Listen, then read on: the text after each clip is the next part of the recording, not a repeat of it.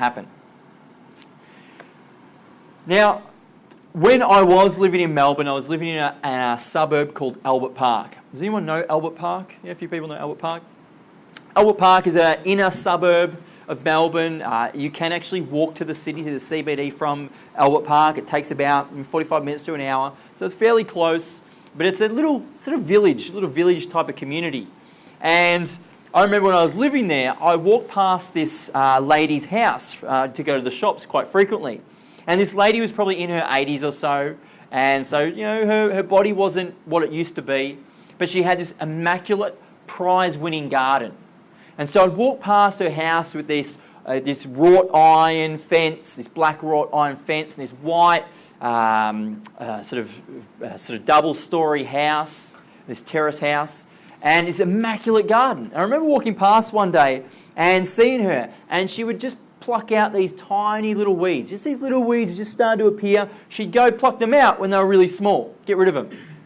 Keep her garden in that prize-winning condition.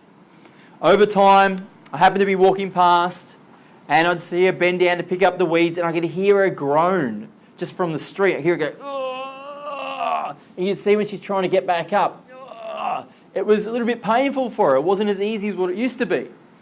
As time would go on, I happened to be walking past, and this one moment, I walked past and I saw her out there, and I saw these little weeds in her garden, but she wasn't plucking them out. She stood at the front step on her garden, and I could see her and hear her saying, "There's no weeds, there's no weeds, there's no weeds, there's no weeds, there's no weeds, there's no weeds." And she walked back inside. As time went on, I happened to be walking past, and I happened to catch her out there.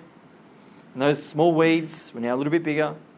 She's standing on her front step saying, "There's no weeds, there's no weeds, there's no weeds, there's no weeds, there's no weeds, there's no weeds, there's no weeds." She walked back inside. Over the months, I'd see her out there saying the same thing. "There's no weeds, there's no weeds, there's no weeds, there's no weeds." She'd smile at the end.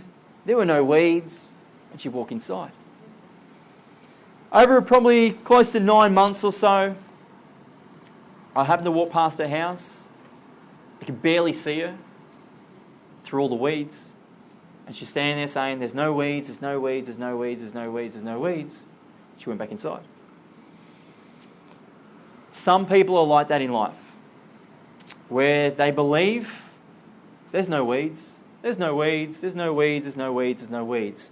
My relationship has no weeds. There's no weeds, there's no weeds, there's no weeds. Sometimes we're convinced by our own ability to persuade ourselves that we have no weeds. And therefore, sometimes all we get is a garden full of weeds. And so this woman ended up having to hire people to chop down her weeds. I've never seen weeds with like stems on it, almost like little trees. They grew that big in her garden. And so she had to have people help her get her garden not back to that prize-winning condition, but just back to zero, so she could start to rebuild. Because she didn't pull them out when they were small, and she let them turn into big, big weeds. Now, personally, I think everyone has weeds. Like I said at the start earlier, I have weeds. We all have weeds, even if you know these tools and you're running these courses. There are always weeds. It's about finding those weeds and pulling them out. Because when people say there's no weeds, there's no weeds, there's no weeds, I think that's more of a case of them being out of perspective. They think there's no weeds, and they convince themselves there's no weeds, and that to me is more dangerous than admitting that there are weeds. Because when you know there are weeds, then you can go and pluck them out and get rid of them. If you believe there's no weeds, there's no weeds, there's no weeds, well then sometimes those weeds can creep up on you and can turn into such a big tree that all of a sudden it falls on your house. And you've got a massive problem. And so, like I said earlier, the truth will set you free, but first it'll piss you off. Go looking for the weeds. Go looking for the weeds. Everyone has weeds. Even people like Richard Branson, Bill Gates, they have weeds. Their weeds are like, how do I spend my money? It's still a weed, but it's a high quality weed. You know, it'd be a good weed to have. But they still have those weeds. They still have those problems. And so go looking for the problems, find them, and pull them out, even if they're really big ones. Now, there are many exercises this weekend where you're actually just working in your own space. That you don't have anybody, you don't have to say anything or share anything with anyone else. You may choose to. There are going to be opportunities to share. But I want to encourage you to be truthful about things and go looking for those weeds. If you go through this course and you're saying to yourself, there's no weeds, there's no weeds, there's no weeds, I already know this is all good, this is fantastic, then you may not get as much value as people that actually go looking for the weeds and pull them out and then really transform their relationship. Now,